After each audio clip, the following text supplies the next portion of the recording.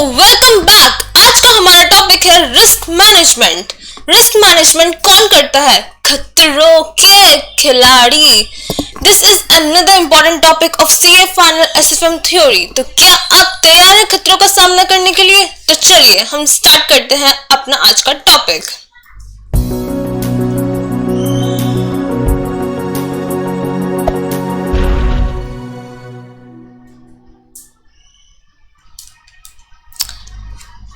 इस चैप्टर में बहुत छोटे छोटे टॉपिक्स हैं बट सारे ही इंपॉर्टेंट है, इसलिए आपको सारे टॉपिक्स अच्छे से याद करना होगा। पहला topic identification of types of risk faced by an organisation. तो हमें टाइप्स ऑफ रिस्क बताने हैं इस वाले में। This is types of risk. तो पहला टाइप ऑफ रिस्क है स्ट्रेटेजिक रिस्क। अब नाम से ही पता चल रहा है स्ट्रेटेजिक रिस्क, तो यानी कि खतरा कहाँ पे है? स्ट्रेटेजी के टाइम पर। तो जब हमें स्ट्रेटेजी के टाइम पे खतरा होता है तो हमें इस रिस्क को कैसे कवर अप करना है जानने के लिए स्ट्रेटेजिक रिस्क एक्सप्लेन करने से पहले मैं बस इतना कहना चाहूंगी, किसी भी चीज को अपने अंजाम तक पहुंचाने के लिए, सपोज कि आपको सीए फाइनल के एग्जाम्स देने हैं तो आपने उसके लिए एक स्ट्रेटेजी बनाई होगी। बट कभी कभी ऐसा होता है ना कि आपके एग्जाम्स आने वाले होते हैं बट आपका सिलेबस खत्म नहीं हुआ, तो it means your strategy is not working. तो एट द टाइम आप क्या करते हैं? आप एक्शन लेते हैं, अपनी स्ट्रेटेजी को रिवाइज करते हैं। This is the need. और बट आया क्या? आपकी स्ट्रेटेजी रिस्क हुआ ना, क्योंकि आपको पता है आपके एग्जाम्स आ गए बट आपका सिलेबस कवर नहीं हुआ, तो that is called strategic risk. जब आपकी स्ट्रेटेजी काम नहीं कर रही है आपके गोल्स को, आपके टारगेट को अचीव करने के लिए। तो सिमिलरली जब भी एक ऑर्गेनाइजेशन की बात करें तो एक ऑर्गेनाइजेशन भी ऐसे ही नहीं चलती, उसको चलाने के लिए एक स्ट्रेटेजी बनानी होती है। तो जो भी टॉप लेवल के बंदे स्ट्रेटेजी बनाते हैं, जब उन्हें लगता है कि उनका टारगेट अचीव नहीं हो पा रहा है या फिर उनको कुछ खतरा सेंस होने लगता है, that is called strategic risk. हम इसको एक बार रीड कर लेते हैं। A successful business always needs a comprehensive and detailed business plan. Everyone knows that a successful business needs a comprehensive, well thought out business plan। जैसे कि हमने अभी बोला कि एक बिजनेस को क्या चाहिए? एक बिजनेस को एक well thought plan चाहिए। And it is also a fact of life that if things changes, even the best laid plans can become outdated। अब अगर कुछ भी चीजें चेंज होती है तो आपका प्लान क्या हो सकता है? आउटडेटेड हो सकता है। ठीक है, तो अगर आपका प्लान आउटडेटेड होगा तो उस टाइम पे आपको क्या करना पड़ेगा? अपनी स्ट्रेटेजी को रिवाइज करना पड़ेगा। और आपने अपनी स्ट्रेटेजी उस टाइम पे रिवाइज नहीं की तो आपके बिजनेस को खतरा होगा। If it can not keep pace with the latest trend, this is what is called as strategic risk. तो अगर आपने लेटेस्ट ट्रेंड के साथ नहीं चले तो आप आउटडेटेड हो जाएंगे, आपको कोई नहीं पूछेगा। So strategic risk is a risk in which a company's strategy becomes less effective and it struggles to achieve its goal. It could be due to technological changes, new competitor entering the market, shifts in customer demand, increase in the cost of raw material or any number of any other large scale changes। तो ये सारे factors हो सकते हैं। आपको अगर याद हो तो अगर आपने ITS में वो पढ़ा था इकोनॉमिक चेंज, जिसमें हमने वो पढ़ा कॉमिक्स की शॉर्ट फॉर्म बनाई थी, इंटरनल चेंजेस, एक्सटर्नल चेंजेस। तो आप उनको भी लिंक करके यहाँ पे लिख सकते हैं क्योंकि इसमें भी वही सारे पॉइंट्स कवर हैं, technological, competitor, customer demand etcetera etcetera. We can take the example of Kodak. तो आप कोडेक का एग्जाम्पल ले सकते हैं। आप कोई भी रिसेंट अपना खुद का एग्जाम्पल ले सकते हैं जिसमें आपको लगता है कि हाँ किसी ऑर्गेनाइजेशन की स्ट्रेटेजी ने वर्क नहीं किया, तो आप वहाँ पे एग्जाम्पल्स लिख सकते हैं। बट एग्जाम्पल्स लिख देना, इससे आपके आंसर्स थोड़े अच्छे हो जाते हैं। Next is compliance risk. तो इसको भी आप अगर कोई भी चीज़ अगर आप याद नहीं करके गए, आपको सिर्फ कीवर्ड से याद है, तो आप उसके नाम से अंदर का लिखने का ट्राई तो कर सकते हैं ना। कंप्लायंस रिस्क से पता चल रहा है कि ऑर्गेनाइजेशन ने क्या किया होगा, जो भी लॉज एंड रेगुलेशन होंगे उनके साथ कंप्लाई नहीं किया होगा, उससे ऑर्गेनाइजेशन को हैवी पेनल्टीज लग सकती हैं, जिसकी वजह से कंप्लायंस रिस्क जनरेट होता है। Every business needs to comply with rules and regulations. For example, with the advent of Companies Act 2013 and continuous updating the SEBI guidelines, each business organization has to comply with plethora of rules, regulations and guidelines. सबको rules, regulations, guidelines follow करनी है। Non compliance leads to penalty. देखा, जैसे हमने पहले ही बोला कि penalties देनी पड़ सकती है अगर आपने नहीं किया तो, in the form of fine and imprisonment. However, when a company ventures into a business line or new geographical area, जब आप किसी और geographical area में जाते हो तो आपको अपनी प्लस उनकी दोनों की compliance करनी होती है। The real problem then occurs, तो उस टाइम पे रियल प्रॉब्लम आती है क्योंकि a company pursuing cement business likely to venture into sugar business in a different state, but laws applicable to the sugar mills in the state are different. हमारे state के rules अलग है, हमें वो पता था, बट हमारे दूसरी वाली स्टेट के रूल्स नहीं पता थे। बट जब आप किसी और स्टेट में या किसी और कंट्री में बिजनेस करने जा रहे हैं तो आपको उनके लॉज एंड रेगुलेशंस भी कंप्लाई करने होते हैं। So this is the big problem. इससे कई बार इतनी हैवी पेनल्टीज लग जाती है कि बिजनेस का सर्वाइवल ही मुश्किल हो जाता है। Next is operational risk. Operational risk, this type of risk relates to internal risk. Business के अंदर का रिस्क होता है। अगर उनके ऑपरेशन सही से नहीं चल रहे होते हैं तो उनको ऑपरेशनल रिस्क फेस करना पड़ता है। It also relates to failure on the part of the company. तो ये किसके पार्ट पे फेलियर है? कंपनी के पार्ट पे। देखो, अगर आप लिख रहे हो ना तो एक छोटे छोटे पॉइंट्स हैं, इनको जरूर लिखना। जैसे कि इसमें ये comply with rules and regulation वाला पॉइंट लिखना है, इसमें failure on the part of the company लिखना है। तो ये चीज़ें बेसिक मीनिंग ही बता रही हैं, तो आपको ये याद भी करने की जरूरत नहीं है, बट ये लिखना ज़रूरी है, आपको ये खुद ही समझ में आ जाएगा। To cope with day to day, जब भी ऑपरेशनल से रिलेटेड बात हो ना किसी भी सब्जेक्ट में, तो day to day operational problems ये चीज़ तो आती ही होती है। Operational risk relates to people as well as process. तो ये किस पे होता है? पीपल पे भी होता है और प्रोसेस पे भी होता है। We will take an example. देखा, फिर से इन्होंने एग्जाम्पल दिया, तो एग्जाम्पल्स जितने ज्यादा आप लिख सको ना, अगर आपको कंटेंट भी याद नहीं आ रहा ना, 2 लाइन का कंटेंट लिखो, उसके बाद एक बड़ा सा एग्जाम्पल लिख दो, खत्म, मार्क्स भी मिल जाते हैं।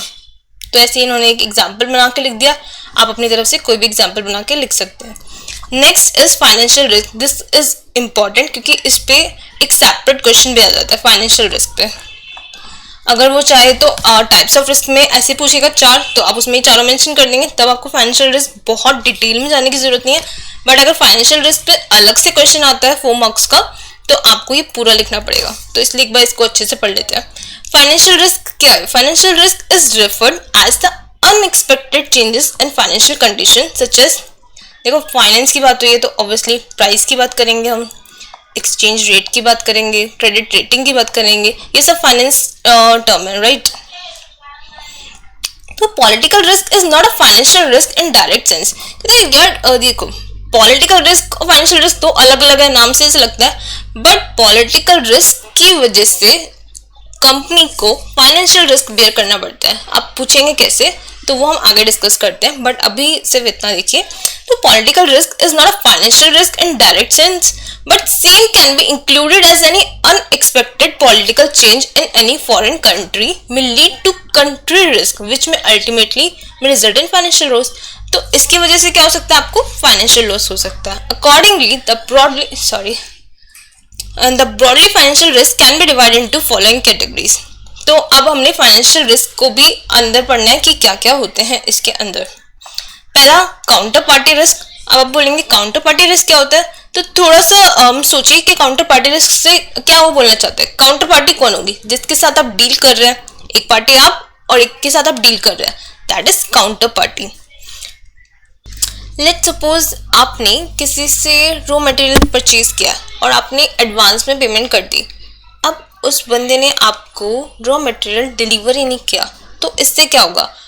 आपको फाइनेंशियल रिस्क आ सकता है ना, क्योंकि आपको क्या करना है, एक अपना ऑर्डर कंप्लीट करना है। आपने भी किसी को कमिटमेंट कर रखी है कि हाँ मैं आपको लेट्स सपोज 100 शर्ट्स डिलीवर करने वाला हूँ, और उस 100 शर्ट्स के लिए आपने रॉ मटेरियल परचेज किया था जिसके आपने पैसे दे चुके हैं, बट आपको रॉ मटेरियल नहीं मिला। पर आपको क्या करना है, आगे अपनी ऑब्लिगेशन पूरी करनी है जिसके लिए आपके पास रॉ मटेरियल नहीं है। अब आपको क्या करना पड़ेगा?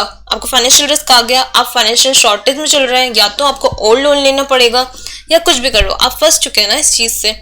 तो ये काउंटर पार्टी रिस्क होता है। Due to non performance of the counter party आपको जो रिस्क फेस करना पड़ रहा है, that is called counter party risk. Next we will discuss political risk.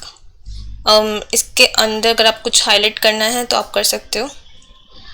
Due to non honouring of obligation by the counter party, okay, ठीक है। और ये इजी था, इसमें और डिस्कस करने की नीड नहीं है। Next is political risk.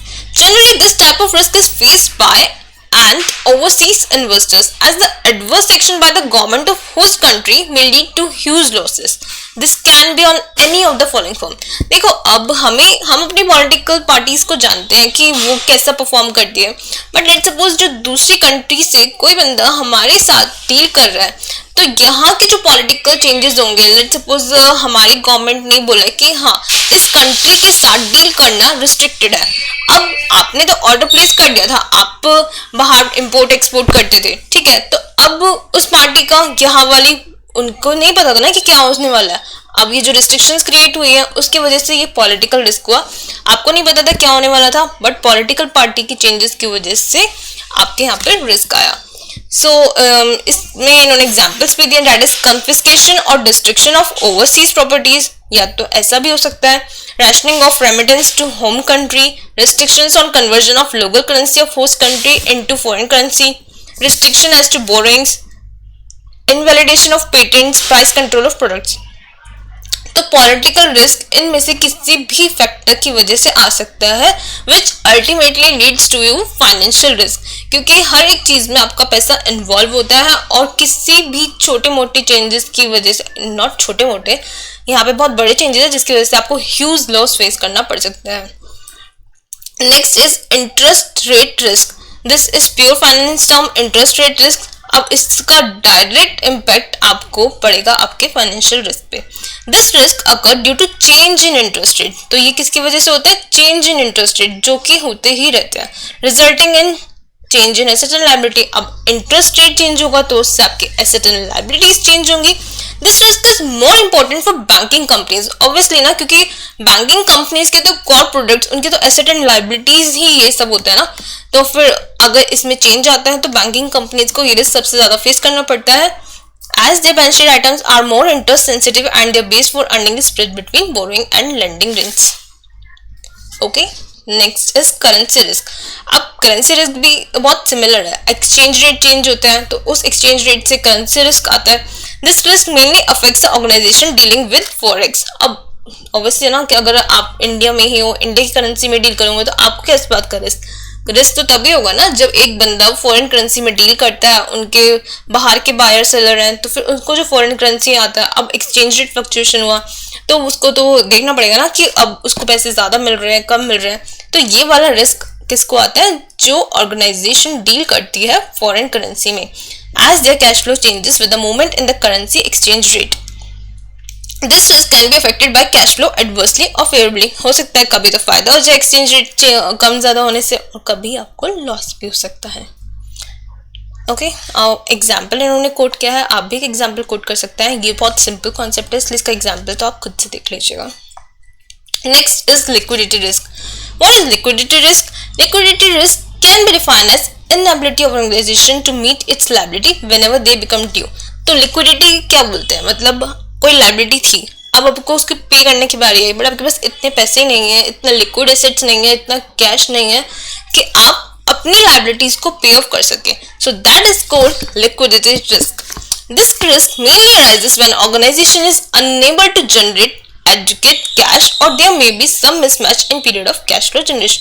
तो जब आपकी ऑर्गेनाइजेशन कैश जनरेट नहीं कर पा रही है तो आपको लिक्विडिटी रिस्क आ चुका है। एंड लिक्विडिटी रिस्क किसका पार्ट था? फाइनेंशियल रिस्क का, भूलना मत। सो दिस इज, अब एक बार मैं फटाफट से आपको रिमाइंड करा देती हूँ। इसकी शॉर्टकट भी हम बना सकते हैं, इसको मैं ऐसे याद करती हूँ।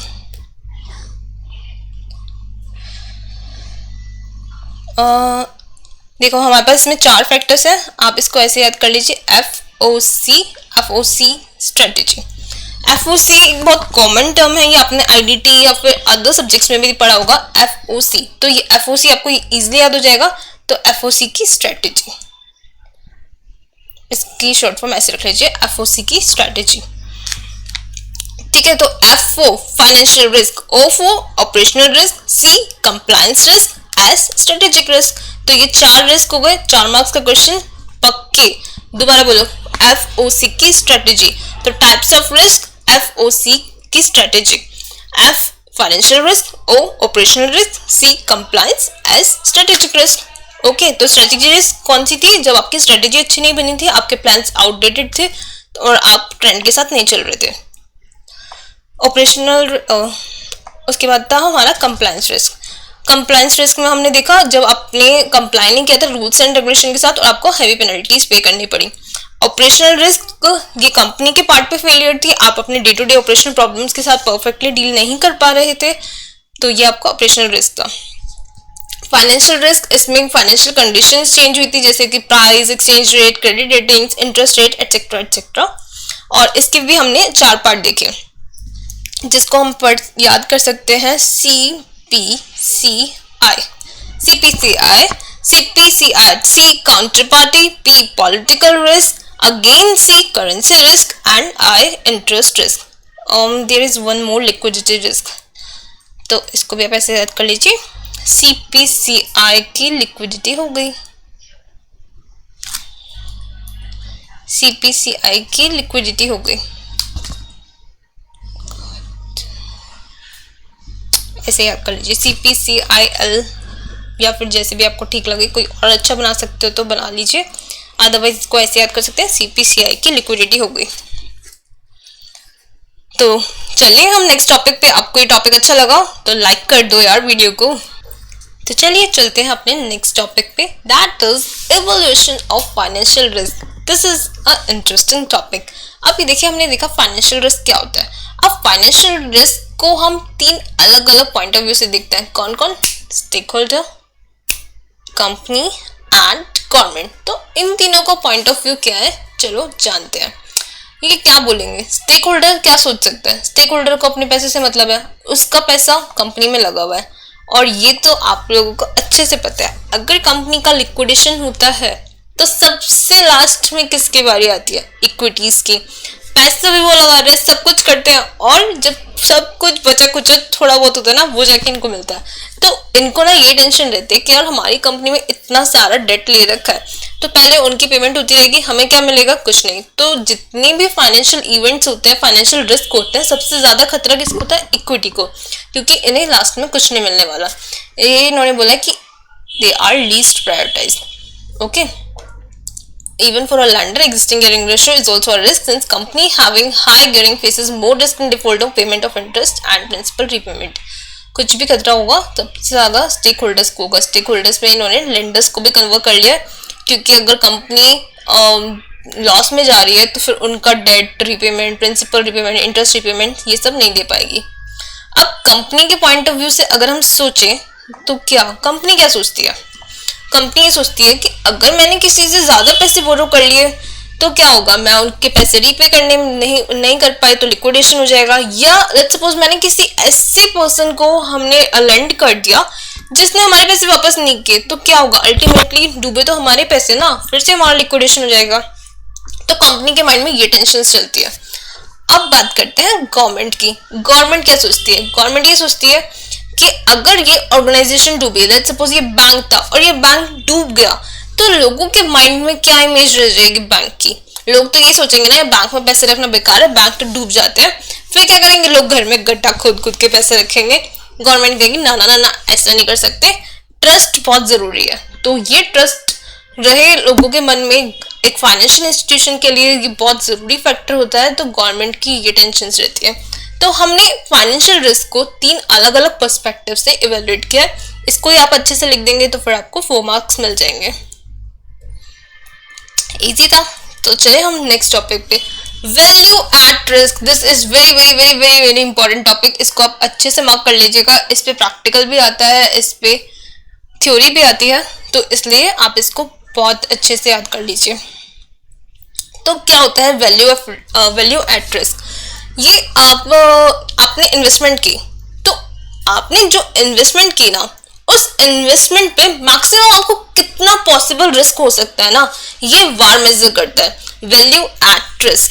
तो VaR is a measure of risk of investment given the normal market condition. Let's suppose सब नॉर्मल चल रहा है, सब बढ़िया चल रहा है, हमारे मार्केट में कोई खतरा नहीं है किसी सेट ऑफ पीरियड पे, तो आप एक दिन का एस्टिमेट लगा रहे हैं। So one day it estimate how much an investment might lose. Let's suppose आपने आज 500 रुपए डाले हैं, तो इस 500 रुपए में से आप कितना खो सकते हैं, तो कितना आप लूज कर सकते हैं इस मनी को, ये वार मेजर करता है। This investment can be a portfolio, capital investment और फॉरेन एक्सचेंज एटसेट्रा। तो किसी भी चीज के लिए आप वार लगा सकते हैं। तो वार बेसिकली आपको दो आंसर्स करता है, आपको क्या क्या बताता है कि what is worst case scenario, कि मैक्सिमम कितना भी अगर बुरा हो जाए ना तो आप कितना ज्यादा अपना पैसा खो सकते हैं, इतना बताएगा। और व्हाट विल बी लॉस, वो आपका लॉस कैलकुलेट करके बताएगा कि हाँ आप अपना इतना पैसा खो सकते हैं। तो वो सिनेरियो बताएगा, वो लॉस बताएगा, ये दो चीज आपको बताएगा। ये वारना लिटरली बोल रही हूँ प्रैक्टिकल लाइफ के लिए ना बहुत इंपॉर्टेंट है। यहाँ पे आपको इतना मजा नहीं आएगा पढ़ने में, बट जब आप फ्यूचर में काम करेंगे ना इस पे बहुत मजा आएगा। आगे जाकर भी रिस्क एडवाइजरी की और इस टाइप की फील्ड्स होती हैं, अगर आप फाइनेंस में जाना चाहते हैं तो ये टॉपिक्स अच्छे से पढ़ लीजिए, क्योंकि इंटरव्यू में ना इन्हीं में से क्वेश्चंस पूछते हैं। अब आप बार बार तो इन्हें पढ़ने नहीं बैठेंगे ना, तो अगर आपने ये आज अच्छे से पढ़ लिया ना तो आपके माइंड में कहीं ना कहीं स्ट्राइक कर जाएंगे, आपको नहीं पता कि कौन कब क्या पूछ ले। तो फिर इसलिए बोल रही हूँ किसी भी टॉपिक को अच्छे से पढ़िए। लेट्स सपोज आपने इंडस्ट्रियल ट्रेनिंग्स के लिए जा रहे हैं फाइनेंस में, तो यही वो क्वेश्चन पूछते हैं। मुझसे भी रिस्क मैनेजमेंट के लिए पूछा था, टाइप्स ऑफ रिस्क वाला क्वेश्चन पूछा था उस टाइम, तभी मेरी इस फिल्म की क्लासेस हुई थी तो मैंने फटाफट आंसर्स दे दिए थे। तो आप भी इनको अच्छे से पढ़ लीजिएगा। Features of VAR. Following are main features of VAR. Component of calculations. VAR calculation is based on following three component. तो इसमें तीन components होते हैं, time period, confidence level, loss in percentage. ये प्रैक्टिकल के लिए इंपॉर्टेंट है, याद कर लेना। उसमें आपको एक क्वेश्चन में गिवन फिगर्स होती हैं, बहुत इजी क्वेश्चंस होता है इसका, क्योंकि सब कुछ क्वेश्चन में ऑलरेडी गिवन होता है, आपको इसे मल्टीप्लाई करना होता है। ये फीचर्स ऑफ वार वैसे आप एक बार देख लीजिएगा, ये थ्योरी के लिए इतना इंपॉर्टेंट नहीं है, लेकिन प्रैक्टिकल के लिए ये तीनों कंपोनेंट्स बहुत इंपॉर्टेंट है। Statistical method, it is a type of statistical tool based on SD, standard deviation.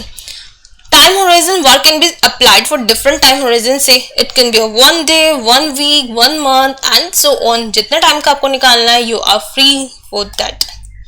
I mean you are not free but practically you are free, but question में जो गिवन होता है आपको वही लेना होता है। Probability. Assuming the values are normally attributed, probability of maximum loss can be predicted. तो probability आपका loss कितना हो सकता है, ये probability लगाई जाती है। Risk control, risk can be controlled by setting limits for maximum loss. कितना लॉस बेयर कर सकते हैं उसके अकॉर्डिंग रिस्क कंट्रोल मेजर्स लगाए जाते हैं। Z score indicates how many standard deviation is away from mean value of a population when it is multiplied with standard deviation। इन्होंने ना पूरा थ्योरेटिकली लिख दिया, बट आप जब एक प्रैक्टिकल क्वेश्चन कर लेंगे ना तो आपको ये सारे पॉइंट्स याद करने की जरूरत नहीं पड़ेगी, आपको पता है कि हाँ इसमें ये सब होता है। एप्लीकेशंस ऑफ वार, अब वार को हमने समझ दिया, अब इसे अप्लाई कैसे करना है। तो वार अप्लाई किस लिए होता है, measure the maximum possible loss. तो हमने वही देखा ना कि आपका एक दिन में मैक्सिमम कितना पॉसिबल, अगर आप एक दिन के लिए कैलकुलेट कर रहे हैं तो एक दिन में मैक्सिमम कितना लॉस आपको हो सकता है, ये वार कैलकुलेट करके देता है। आप इसको क्या बना सकते हैं, बेंचमार्क बना सकते हैं for performance measurement of any operation और ट्रेडिंग। आपने देखा, एक बार तो कैलकुलेट कर लिया, उसके बाद हमने बेंचमार्क बना दिया कि ठीक है मैं हर एक के लिए यही वाला पैरामीटर फॉलो करूंगी, अब इससे ज्यादा लॉस में बेयर नहीं कर सकते। To fix limits for individual dealing in front office of a treasury department, ये वार ना ट्रेजरी डिपार्टमेंट वाले बंदों के काम आता है।